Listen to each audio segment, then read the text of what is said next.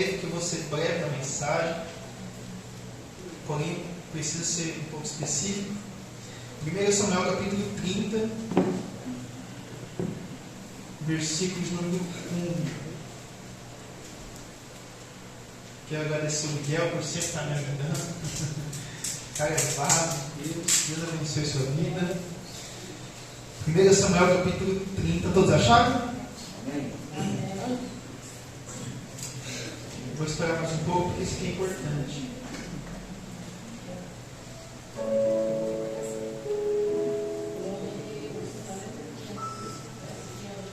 Amém?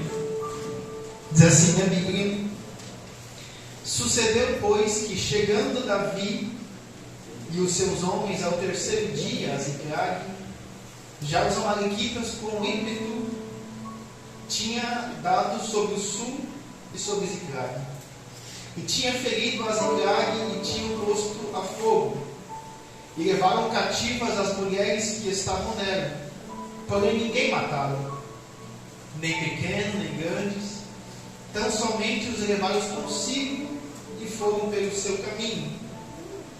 E Davi e os seus homens vieram à cidade, e eis que estava queimada a fogo, e as mulheres e os filhos e as filhas eram levadas cativas.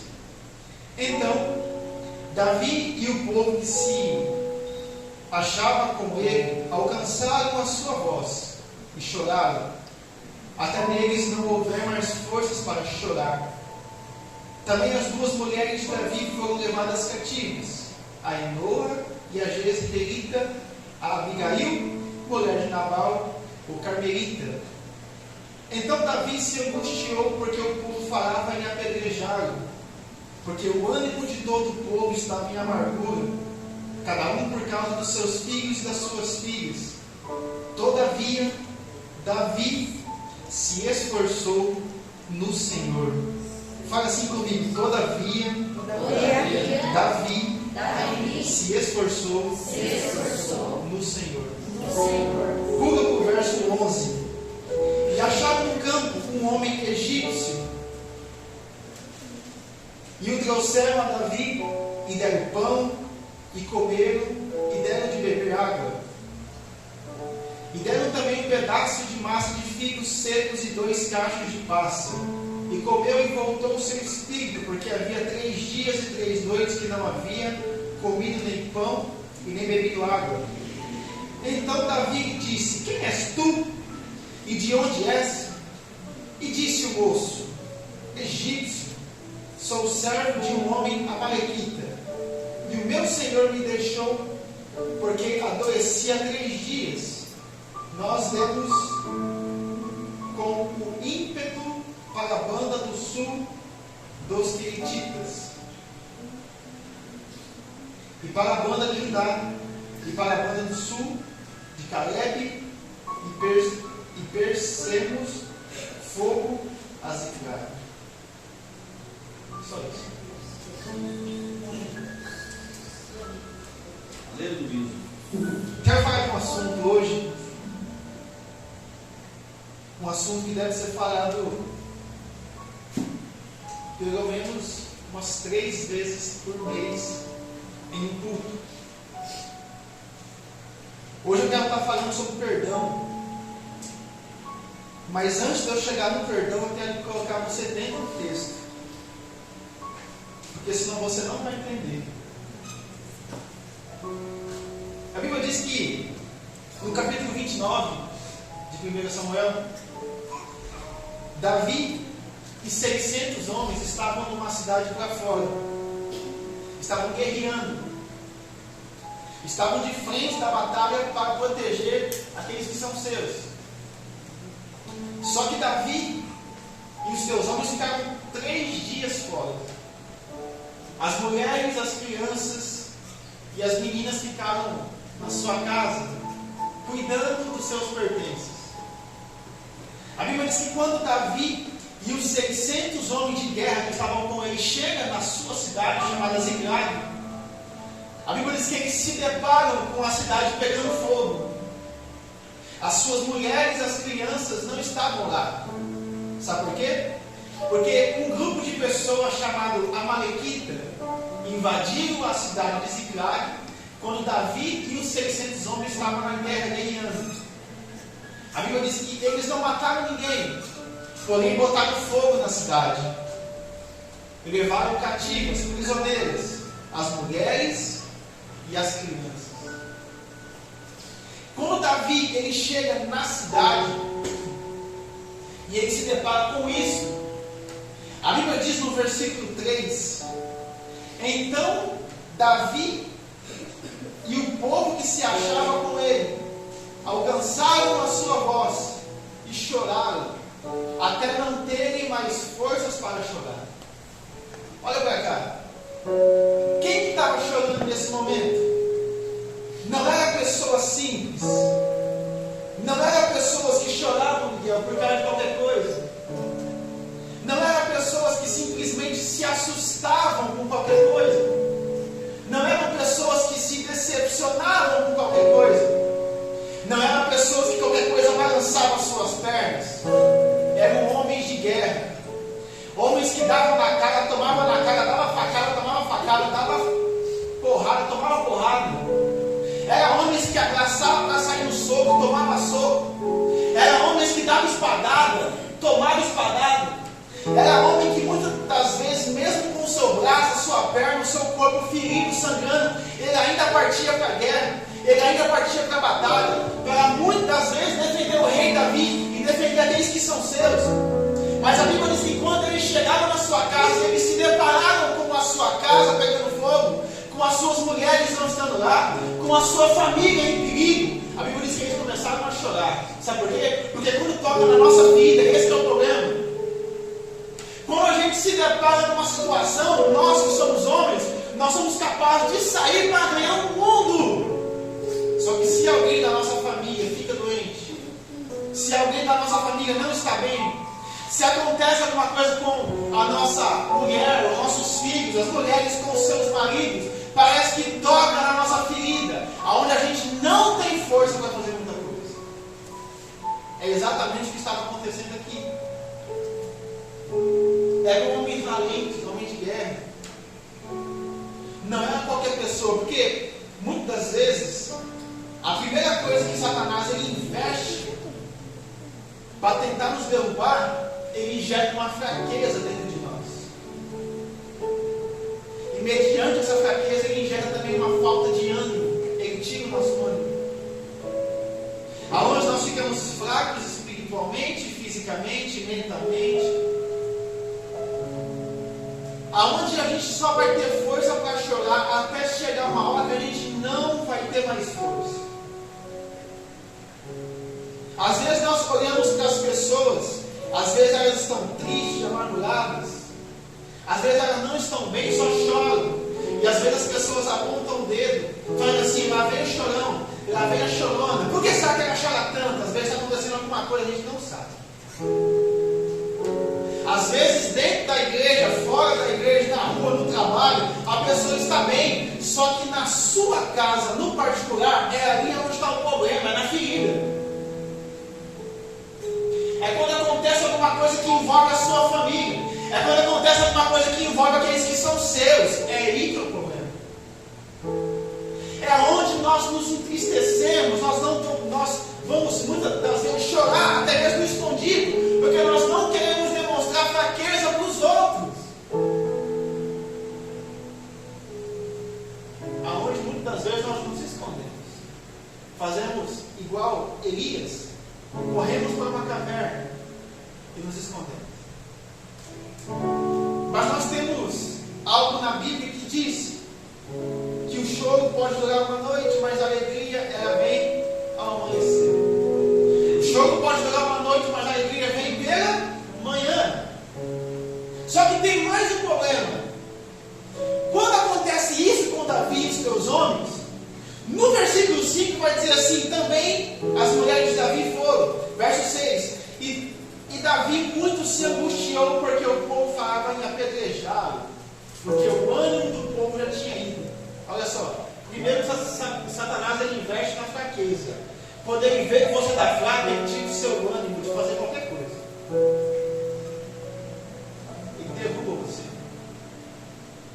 Ele tira as suas forças e ele tira o seu ânimo de fazer qualquer coisa na sua casa, qualquer coisa no seu trabalho, qualquer coisa na obra de Deus. Ele tira o seu ânimo. Você perde o ânimo de fazer tudo. Eu falo, vamos caminhar junto, eu estou sem ânimo. Vamos fazer alguma coisa, vamos reunir os irmãos, eu não estou com ânimo para isso. Porque Satanás, primeiro, ele tira a sua força, ele injeta uma fraqueza em você e ele acaba com o seu ânimo. Você não tem ânimo para orar porque ficou fraco. Você não tem ânimo para ler Bíblia porque ficou fraco. Você não tem ânimo para vir para a igreja porque se enfraqueceu.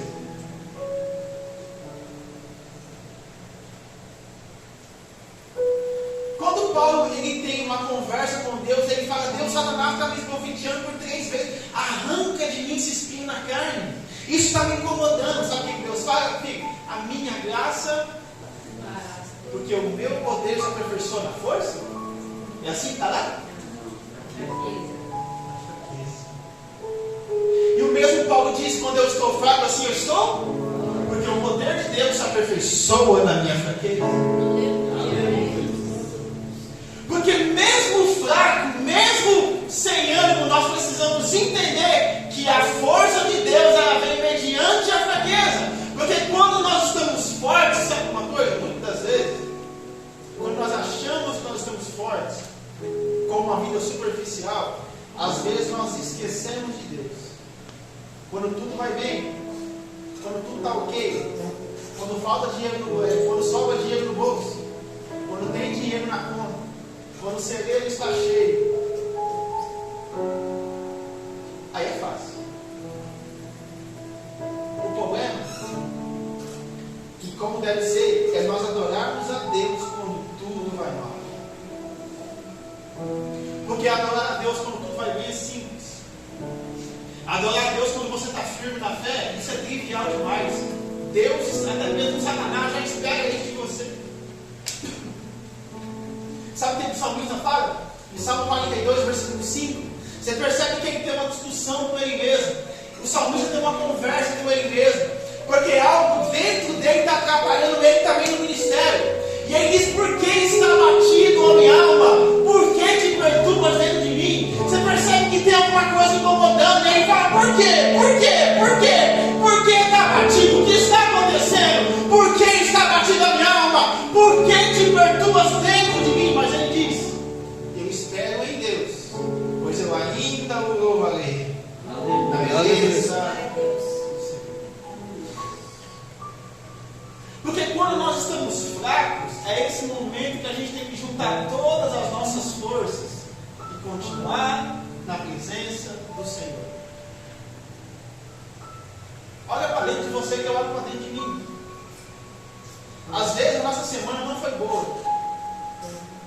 Às vezes o nosso dia hoje não foi conforme a gente queria que fosse. Mas você juntou todas as forças, o restinho de força que você tem e veio para cá.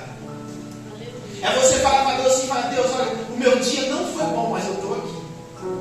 A minha semana não foi legal, mas eu ainda estou aqui. Eu não passei um dia legal na minha casa, mas eu ainda vim glorificar o seu nome. É você juntar todo o restinho de força que você tem e vir glorificar a Deus. É isso que Deus espera de nós. Porque vir para a casa dele quando tudo está forte, quando tudo vai bem, é trivial. Agora, o que Deus espera de nós é a gente vir para a casa dele quando tudo vai mal. Quando a aprovação vem, quando a solidão bate, quando a tristeza bate, quando a angústia vem, quando a fraqueza também, quando a falta de fé também bate. É você falar: Deus, eu não estou legal, mas eu sei que sem a tua presença eu não sou nada. Eu sei que se eu não for glorificar e exaltar a sua casa, eu não sou nada. Algumas pessoas vão dizer: eu não preciso ir para a igreja para mim ser um cristão. Sabe o que a Bíblia diz? Em Salmo 122, verso 1, Davi mesmo velho, Davi já na sua idade avançada, quando convidam ele para ir para a igreja, sabe o que ele fala? Me alegrei quando me disseram: vamos para a casa do Senhor. Aleluia.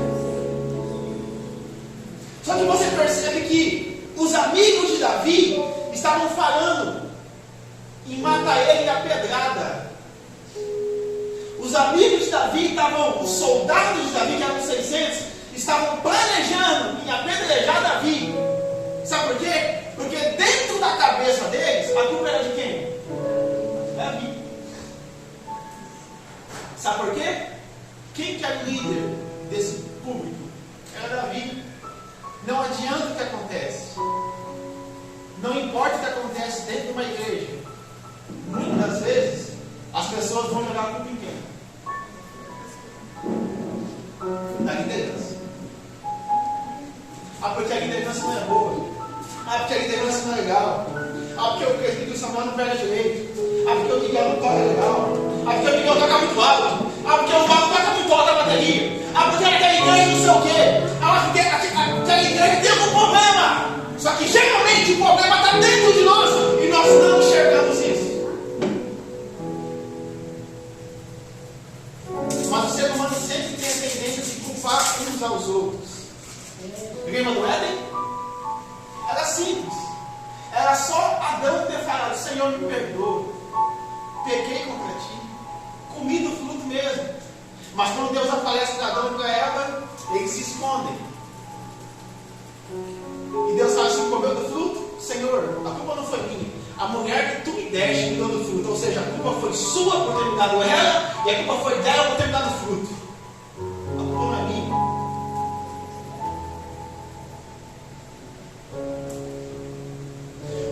Os 600 de Davi estavam planejando em matar ele a pedrada. Imagina a mente de Davi, o psicológico de Davi, quando ele chegou cansado de uma batalha, de uma guerra, 3 dias fora, 3 dias sem ver a sua casa, 3 dias sem ver a sua família, e quando ele chega, ele se depara com a sua casa pegando fogo, ele se depara com a sua mulher não na casa, ele se depara com as suas filhas não estando lá, os seus filhos também, aqueles que deveriam apoiar ele, estavam falando a matar ele a pedra. Mas você sabia que a Bíblia diz que Davi era o homem segundo o coração de Deus? Sabe por quê? Porque mediante o problema, Davi sempre sabia onde ele tinha que buscar. A Bíblia diz que Davi, então, se esforçou no Senhor, no seu Deus. Aleluia. Eu estou com um problema, mas eu vou me esforçar em Deus. Está tudo dando ruim, mas eu vou me esforçar em Deus. Estão falando mal de mim, mas eu vou me esforçar em Deus. Estão querendo me matar, mas eu vou me esforçar no Senhor, meu Deus. A Bíblia diz que Davi, ele chama um sacerdote chamado Abiatar. E ele diz: Abiatar, faça-me um favor, traga-me o manto sacerdotal, que eu preciso consultar a Deus.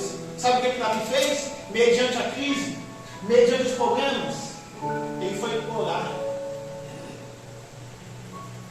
Quando estava todo mundo contra ele foi orar. E na sua oração, ele faz 2 perguntas para Deus. E ele diz: Deus, eu devo ir atrás desse povo? Segunda pergunta: eu vou alcançar? Porque não adiantava nada se ele fosse, mas não alcançasse. Sabe qual que é o problema? Às vezes, é que a gente quer fazer as coisas com a força do nosso braço. Às vezes não consultamos a Deus. Às vezes deixamos a presença de lado. Queremos comprar alguma coisa, mas não oramos para ver se Deus ele realmente está nesse negócio.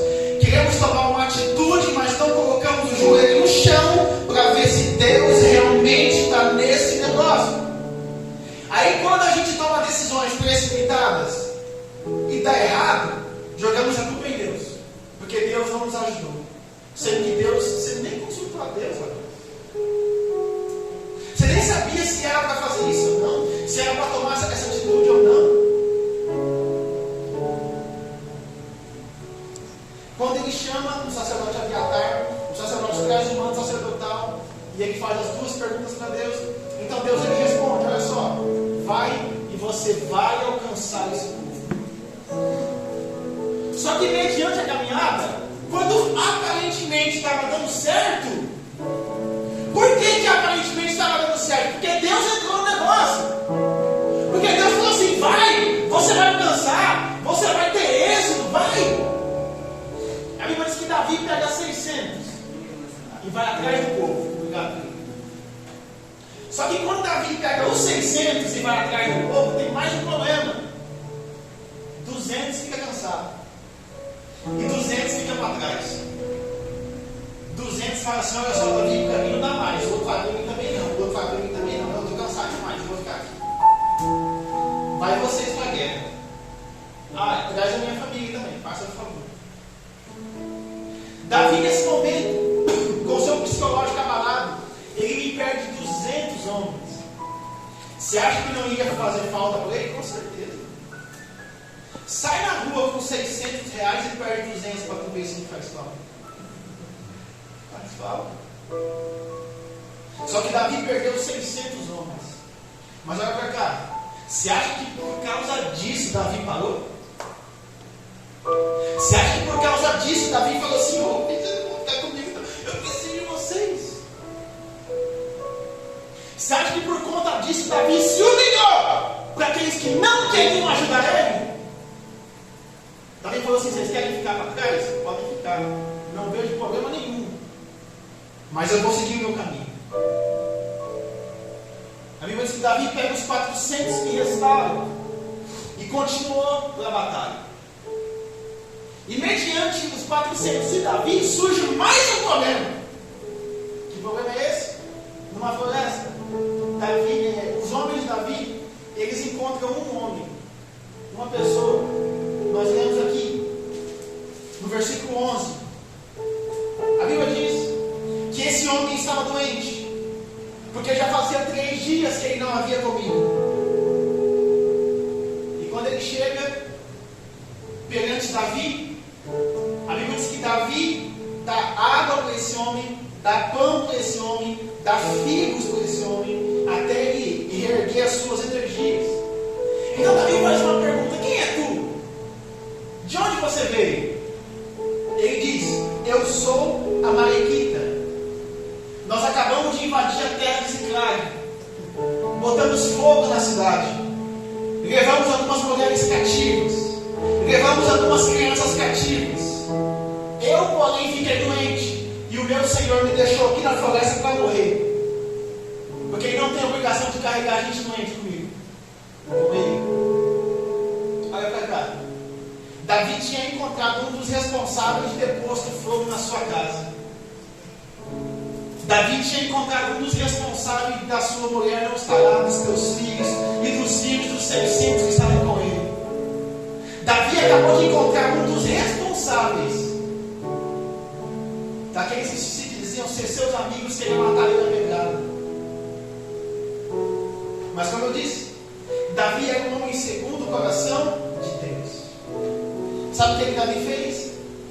Valeu muitas vezes, humanamente falando, se nós encontramos aquela pessoa que nos fez mal, era natural Davi arrancar a espada e matar esse homem e acabava com a história aqui. Só que se a gente for pegar o contexto histórico, Davi não sabia nem para onde ele estava indo. Davi não sabia se o povo foi para a esquerda, para a direita, para frente ou para trás. Davi estava perdido. Então Davi faz uma proposta para esse homem e ele diz: olha só, você me leva até o teu Senhor que deixou você aqui para morrer? E o homem fala assim: se você prometer que não vai tirar a minha vida, que não vai me matar, eu levo você. Eu te levo. Davi fala assim: se você me levar no lugar exato, eu poupo a sua vida. A Bíblia diz que Davi pega os 400 homens e mais esse amalequita e ele vai. E quando ele encontra as pessoas, sabe o que as pessoas estavam fazendo? Sabe o que os homens estavam fazendo? Os homens que saquearam a sua casa, põem fogo e levaram cativo as suas famílias, estavam festejando. A Bíblia diz que eles estavam bebendo e festejando e dançando. Alguns teólogos dizem que eles estavam forçando as mulheres a dançar e a servir eles mesmos. As mulheres de Davi e as mulheres dos 600 que estavam com Davi. Aí tu imagina a cabeça de Davi: poxa vida, fiquei 3 dias fora, Quando eu chego, minha casa está pegando fogo. A minha família não está. Os meus amigos querem me matar. Eu encontrei um dos responsáveis por fazer tudo isso comigo. E agora, ele está aqui comigo. E quando eu chego no lugar, a minha família está sendo forçada a servir o povo que levou ela para escravo. E detalhe, eles estão festejando por conta disso. Estão festejando a minha derrota. Deus ele tem que colocar dentro de nós um negócio chamado estratégia. Sabe por quê? Porque a história diz, não amigo, a história diz que quando Davi chega naquele local, era aproximadamente de madrugada. E as pessoas estavam festejando e bebendo. Só que todo mundo aqui sabe que quando as pessoas bebem, de manhãzinha, elas ficam como? De ressaca. Ficam fracas. Qual que era o momento certo de Davi atacar? O momento em que ele chegou ou de manhã? De manhã.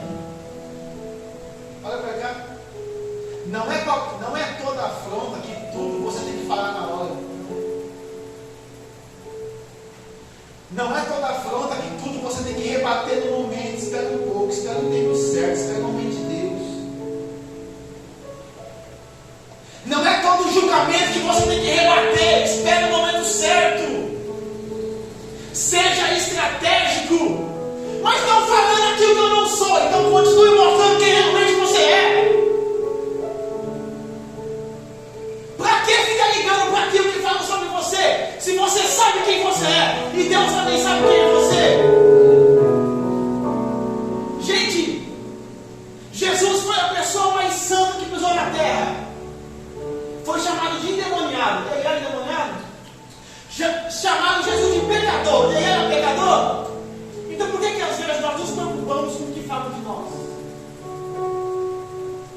Sendo que nós sabemos quem realmente nós somos. Deixa que seja estratégico. Continue mostrando que você é uma pessoa santa, reta, íntegra perante a Deus.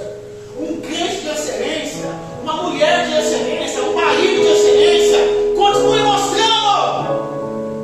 Seja estratégico. Não abra a boca para debater com todo mundo quando não é o momento. Sabe o que a Bíblia diz em Provérbios? Enquanto mais calmo você fala, mais você consegue convencer as pessoas.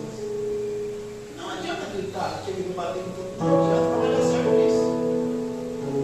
Só vai gerar mais problema. Olha, Davi, estratégia. Tem estratégia. A Bíblia diz que ao amanhecer, Davi e os seus homens atacaram e eles venceram esse povo. Só que quando ele venceu, 400 jovens conseguiram fugir. Porém, Davi, ele consegue pegar toda a joia, todo o alimento, todo o gado, toda a riqueza que era daquele público, todas as mulheres de todo mundo, todos os filhos de todo mundo, e ele volta para a sua casa. Só que quando ele volta, acontece mais uma coisa. Os 400 começaram a ficar com ciúmes. E eles disseram assim: e aí, olha só, os 200 não merecem nada não, tá? Os 200 não merecem riqueza que a gente pegou deles. Os 200 não merecem talvez a sua família de volta. Os 200 não merecem boi, não merecem nada. Por quê? Porque ficaram para trás. Sabe o que Davi faz? Não. Como assim? Eles não estão conosco? Se eles não ficam, quem ia cuidar das malas? Se eles não ficam, quem ia cuidar das nossas coisas? Todos vão receber de medida correta. Vamos dividir para todos. É isso que está querendo dizer. Por quê? Porque Davi é homem segundo o coração de Deus. Amém? Entenderam? E aonde eu quero chegar com o perdão? Gente, olha para cá. Se Davi não tivesse perdoado aquele homem que ele encontrou na floresta, aquele responsável por saquear a sua casa, a sua terra, por fogo, ele não iria encontrar a sua família. Não iria. E ele também não ia encontrar a família daqueles 600 pessoas. Não ia. Deus tem que dar estratégias para nós. Até mesmo quando o bicho estiver pegando. Quando aparentemente tudo vai mal. Às vezes, você vai estar em lugares, dentro e fora da igreja, e você vai encontrar com pessoas que falam mal de você. Você vai encontrar com pessoas que às vezes acreditam em você. E você vai encontrar pessoas que machucaram você por dentro e por fora. Mas e aí? Qual vai ser a tua reação? Porque se Davi não tivesse perdoado esse homem, ele não ia ter sucesso na sua caminhada, não ia. Sabe por que muitas vezes nós não temos sucesso na vida? Porque às vezes nós encontramos pessoas que nos falaram mal, nos desejaram mal, e ao invés da gente liberar perdão, nós ainda ficamos com ódio dentro do coração. E a Bíblia diz que a falta de liberar perdão, ela adoece até os ossos. Sabe por que tem pessoas doentes? Às vezes é pela falta de liberar perdão.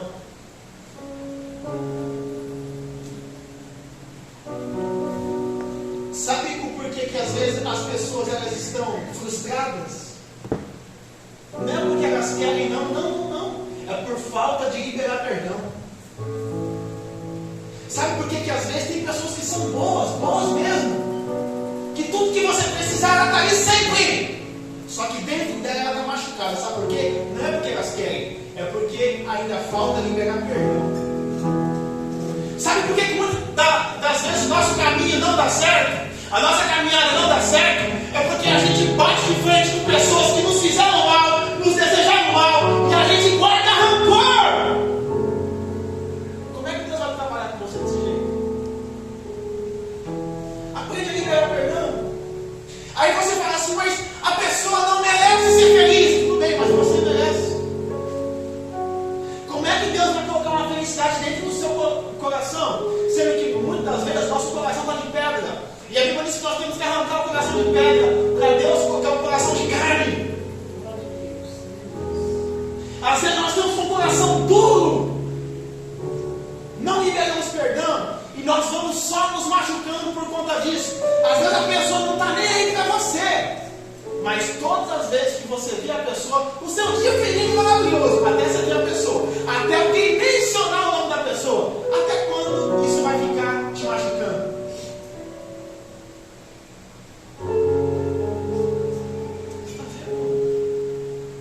E olha para cá, não é somente isso não. A falta de liberar perdão não envolve somente uns com os outros, mas a falta de liberar perdão ela também nos envolve. Sabe por quê?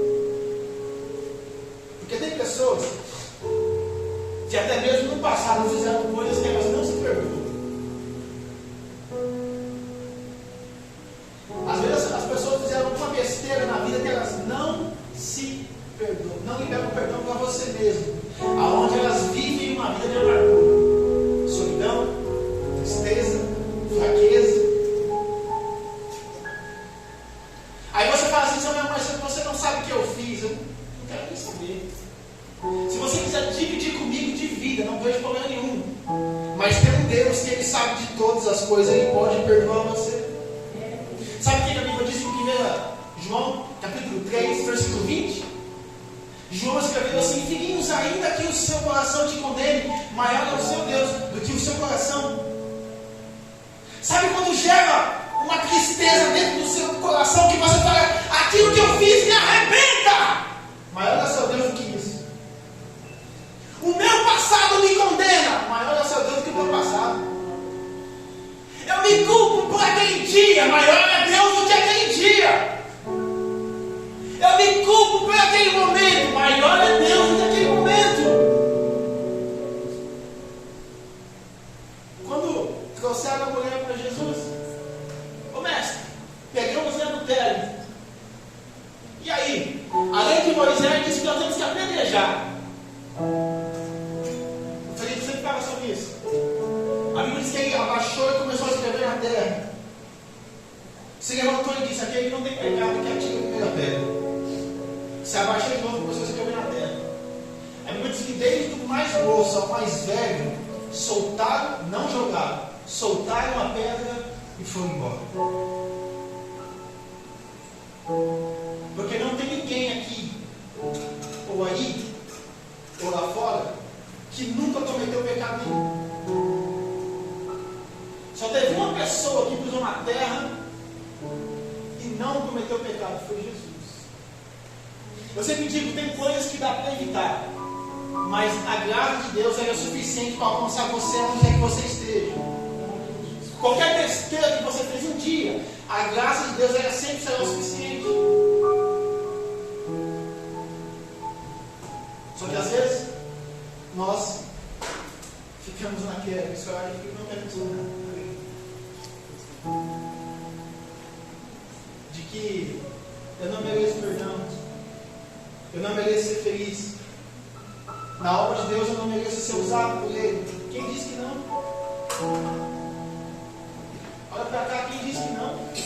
Ah, porque eu fiz tal coisa na vida. Quem disse que não? Ah, porque é o meu passado. E daí o seu passado? Olha para cá. Em Marcos capítulo 3, verso 13, Jesus ele chama os 12 discípulos. Mostra um para mim que era bom.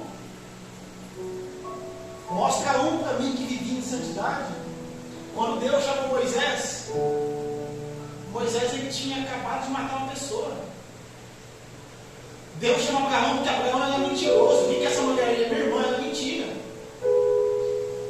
Deus não trabalha na ótica humana. Deus trabalha na ótica divina. Eu estava falando com o Miguel, que fala com o Felipe. Às vezes as pessoas fizeram besteira na vida, já aprontaram tanto, que às vezes elas acham que elas não merecem ser felizes e ser usadas na obra. Só que geralmente Deus ele pega esse tipo de pessoa, e são as pessoas que mais usa.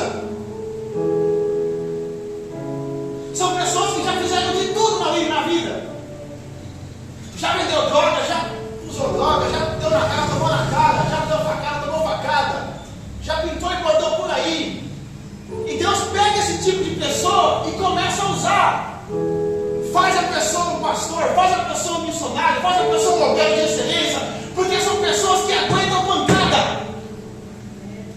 Não é qualquer fofoca que vai derrubar a pessoa. Não é qualquer coisinha que vai derrubar a pessoa na obra. São pessoas que aguentam pancada. Aguentam ser xingadas, aguentam ser criticadas, aguentam ser elogiadas, mas também por pessoas que às vezes não elogiam. Aí às vezes a pessoa fala assim, pintou e bordou a vida toda, e agora diz que é santo. Santo não, mas a gente busca a santidade. Então Deus pega esse tipo de pessoa que pintou e bordou no mundo, e quando vem para a obra são pessoas firmes. Pega Pedro, uma pessoa complicada. Filipe falou aqui, mas quando se converteu de verdade, mais de 8.000 pessoas o ano converteu em meio de uma semana. Você pega Paulo matava crente.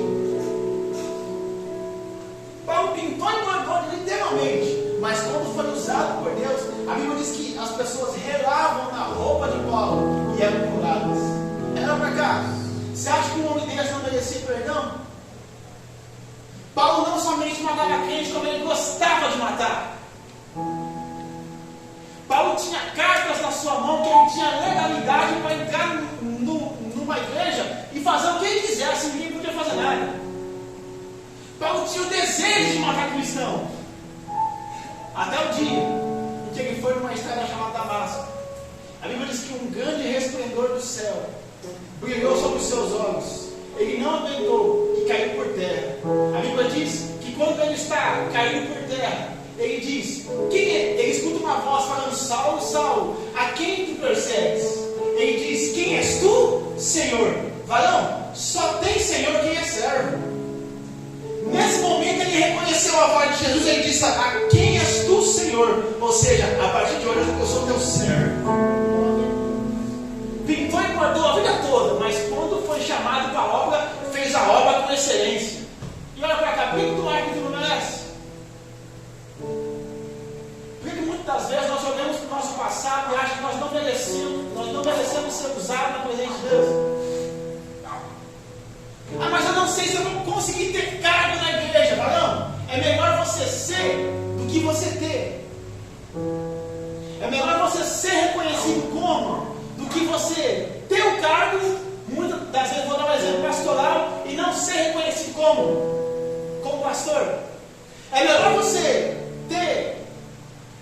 ser reconhecido como missionário, não ter um cargo, mas você ter um cargo e não ser reconhecido como. É esse que é o problema. Porque às vezes Deus ele vai te dar a honra, mas não vai te dar o cargo. Eu, antes de ser ungido a presbítero, eu ia pregar em igrejas que as pessoas me chamavam de pastor. Eu era pastor? Não era, mas eu era reconhecido como. Então às vezes Deus vai te dar a honra, mas não vai te dar o cargo. Lázaro era amigo de Jesus, não participava do ministério, mas mostra outro que Jesus chorou. Mas chorou para Lázaro, que era amigo, e não para os 12 que eram discípulos. Então às vezes Deus vai te dar a honra, mas não vai te dar o cargo. Eu dei um exemplo para o Felipe. Lembra de Neemias? Eu vou finalizar. A Bíblia diz que Neemias era o copeiro do rei. Quando Neemias soube que os muros de Jerusalém haviam sido derrubados, a Bíblia diz que ele reconstruiu os muros de Jerusalém em 52 dias. Só que, quando ele soube, a Bíblia diz que ele ficou 4 meses orando e o teu semblante caiu. O rei chega nele e fala assim: o que está acontecendo com você? Você sempre foi uma pessoa feliz? Sempre foi uma pessoa alegre? Ele diz: eu estou assim porque o povo da minha casa está desbaratinado. O que você quer? Eu quero ir lá para ajudar eles. Então vai, pode ir. O que você precisa? Preciso de uma carta. Para quando eu chegar lá, eles veem que foi o rei que me enviou. E para quando eu chegar nos outros lugares, eles veem também que foi o rei que me enviou. O que mais? Preciso disso. O que mais? Preciso daquilo. O que mais? Preciso de uma carruagem real para mim. Olha para cá. Às vezes Deus vai te dar honra, mas não vai te dar o cargo. Quando Neemias ele foi na direção de Jerusalém, a Bíblia diz que ele foi em cima de uma carruagem real. Quem anda de carruagem real se não for rei? Só que Neemias era um escravo. Neemias não era rei, Neemias era um copeiro, um escravo. A função dele era o seguinte: tem vinho aqui, rei? Tem vinho, toma Neemias. Se tiver envenenado, quem vai morrer vai ser você. Mas se não tiver envenenado, você pode pegar que eu tomo. Essa é a função dele, experimentar comida. Entre outras coisas. Deus não vai te dar muitas das vezes um cargo, mas vai te dar honra. Porque Neemias, sendo um escravo, quem via ele andando de carruagem real, não o conhecendo, ia pensar que ele era o quê? Rei. Então às vezes Deus não vai te dar o cargo, mas vai te dar a honra real. Às vezes Deus não vai te dar o cargo pastoral, mas vai te dar a honra pastoral. Às vezes Deus não vai te dar o cargo de missionário, de presbítero, mas vai te dar a honra. Então não busque somente cargo na igreja. E olha para cá, eu falei para o Felipe, quando Deus vai te dar a honra, porque hoje em dia dá uma bagunça de que só é usado se tiver função, cargo na igreja. Quando Deus vai te dar a honra, às vezes as pessoas não vão acreditar em você, até você mostrar o que você tem.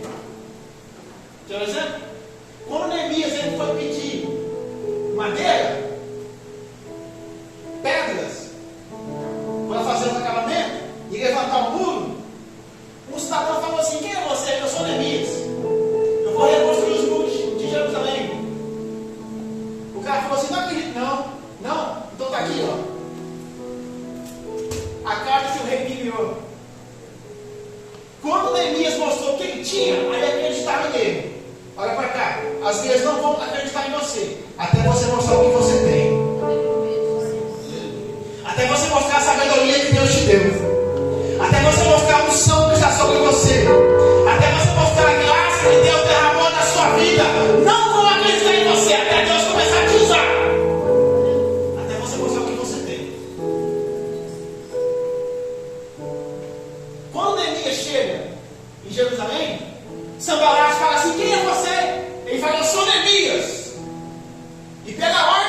de Deus e também do rei. Eu vou reconstruir os muros. A Bíblia diz que o sacerdote estava desanimado.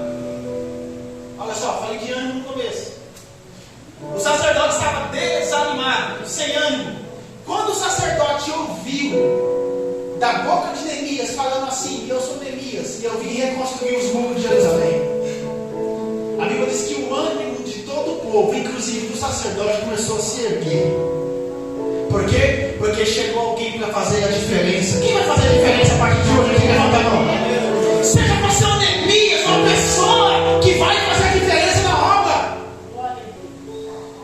Filhinhos, ainda que o seu coração te condene, maior é o seu Deus do que o seu coração.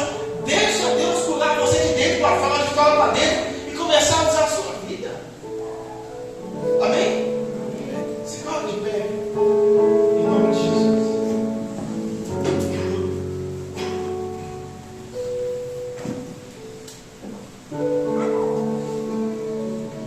Coloca a mão no teu coração. Fecha os teus olhos. Se for possível, ora comigo, mas ora de verdade. Senhor, nós estamos aqui na sua presença. Eu te peço, Pai, que o seu Espírito Santo venha encher o nosso ânimo nessa noite.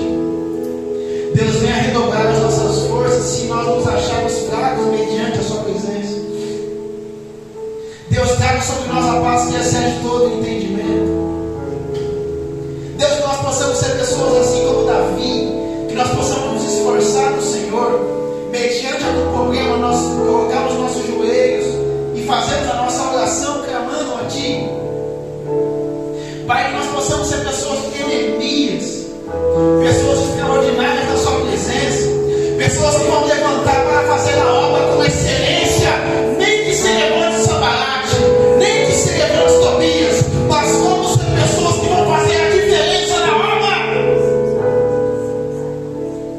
Deus, que nós possamos ser que nem Paulo, que nós possamos ser que nem Pedro, firmes na sua obra, firmes na sua palavra, firmes na sua essência.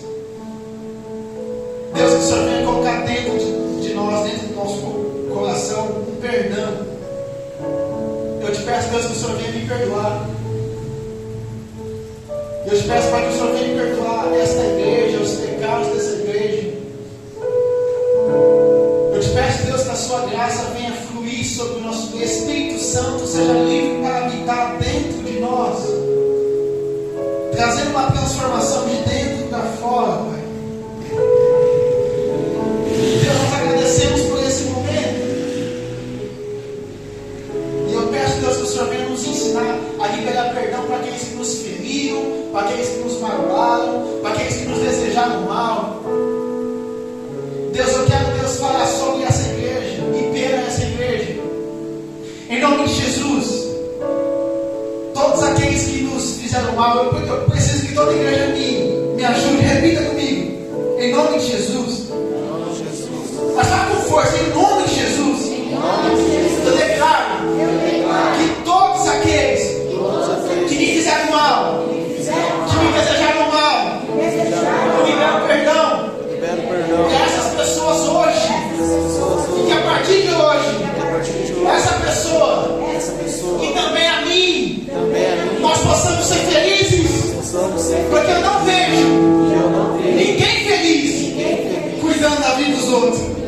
É por isso, Pai, que eu desejo tanto perdão para mim e para aqueles que me desejaram mal. Eu te peço também, Deus, que a sua graça venha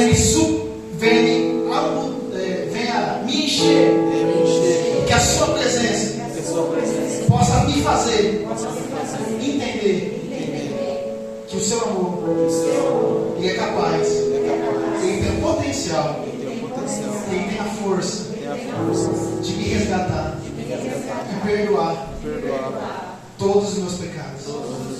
Eu libero perdão, Deus, para mim mesmo, para o meu passado e pelo que eu fiz hoje. Perdoe-me, Deus. Me usa na sua presença como o Senhor nunca usou. Em nome do Pai, do Filho e do Espírito Santo. Amém. Dê uma palavra a Jesus.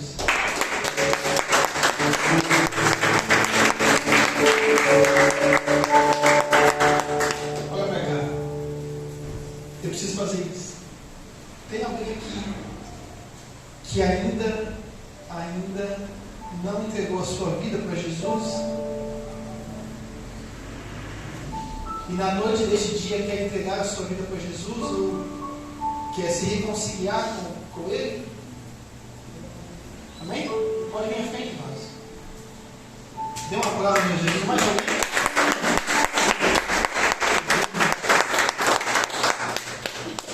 Mais alguém quer entregar a vida para Jesus ou se reconciliar? Quer tomar essa decisão? Mais alguém? Amém? Amém. Deus seja louvado. Como é que chama o nome do irmão? Oi? Daniel, o senhor vai entregar a vida para Jesus ou se reconciliar? Se reconciliar. Glória a Deus. Eu quero pedir permissão para o pastor da igreja para mim fazer um negócio que eu fazia lá na igreja. Mas eu preciso da ajuda dos irmãos. Vocês vão me ajudar? Amém? Estenda sua mão para cá. Deixa eu.